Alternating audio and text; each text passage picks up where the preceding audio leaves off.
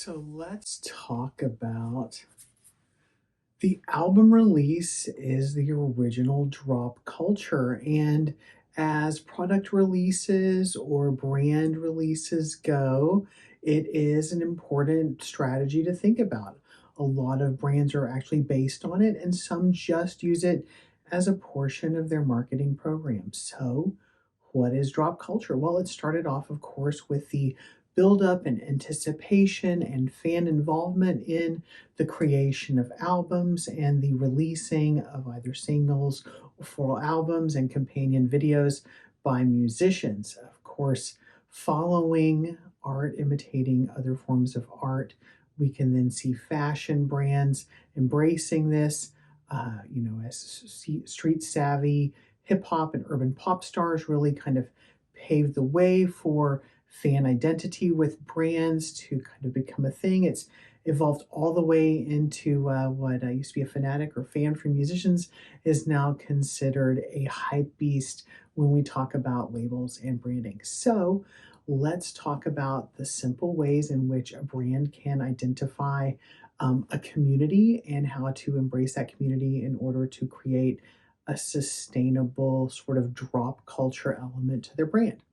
The first thing you need to do is realize that what you're exchanging with your consumers is the idea, the feeling, kind of a sweet dissonance where simultaneously they feel set apart from the masses, but definitely like part of something through your brand. And think about things like esteem or lifestyle associations. We can kind of maybe move a little bit beyond something like demographic, like age, race, or gender, and maybe more into psychographic. Think lifestyle, think attitude, think position and place in the world and identifying markers of a subculture.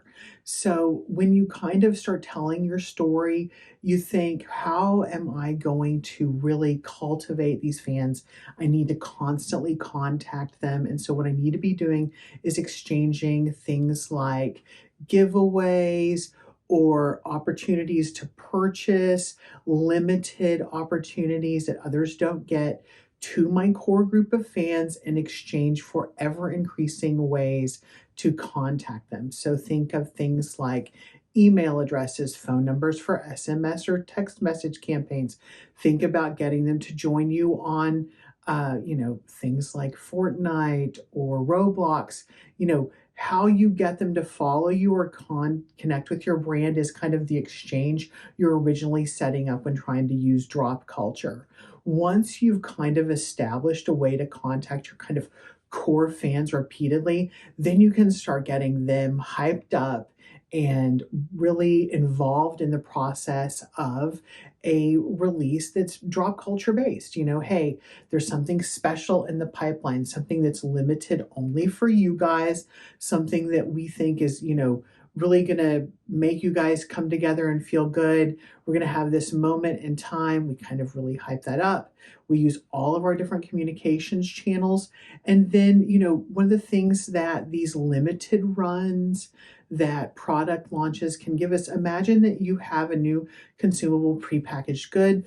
Let's say that it usually comes in a small bottle. It's a relatively small product. You can use hypebeast culture to create a very expanded packaging and a very limited run so the costs aren't exorbitant. Maybe you can even tap into that fan base for a pre-purchase. Remember, people have been, pre-downloading albums or pre-purchasing albums where drop culture began within the music industry. So this is certainly something safe, something people have seen on Kickstarter. You can use to offset costs, if not just for the limited run. You make some really extravagant packaging that, yes, isn't going to be profitable in the long run, but when you have people lined up outside of a store because they're your dedicated following and you give them something in return for being part of your community, and you hype this up and you use all of the time for content generation. Remember, you're also going to be hyping the next thing. This kind of think of the loss leader for a grocery store, this thing that, yeah, you are losing money on, but the hype around it, the foot traffic, the eyes on it, the bandwagon effect, as other people really want to get involved with what's really hot and cool. can lift your brand up. And for more, if you want to look below for more detailed information on how to incorporate drop culture or drops into your marketing communication strategy, as well as how that was linked to the music industry, then the fashion and now consumable prepackaged goods, please look below. I love releasing an album and it's been so much fun to talk to you. Thanks.